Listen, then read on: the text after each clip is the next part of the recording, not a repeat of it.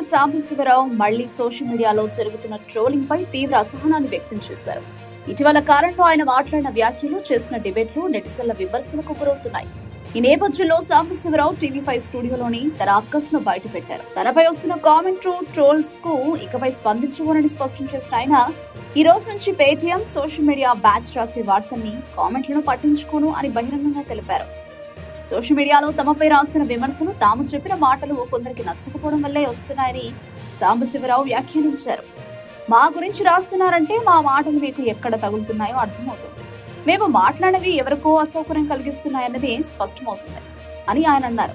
సాంబశివరావు వ్యాఖ్యలు తరచూ రాజకీయాల చుట్టూ తిరుగుతుండడం, కొన్నిసార్లు అతిగా రియాక్ట్ అవుతున్నట్లు కనిపించడం వల్ల నెటిజన్లో మీమ్స్, ట్రోల్స్ తో ఆయనను టార్గెట్ చేస్తున్నారు.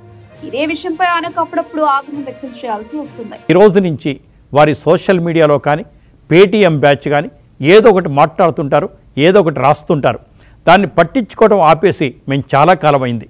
అసలు మా గురించి రాస్తున్నారు, మా గురించి మాట్లాడుతున్నారంటేనే మా మాటలు మీకు ఎక్కడ దాక్కుతున్నాయో, ఈ నిజాలు భరించలేకపోతున్నారో మాకు అర్థమవుతోంది.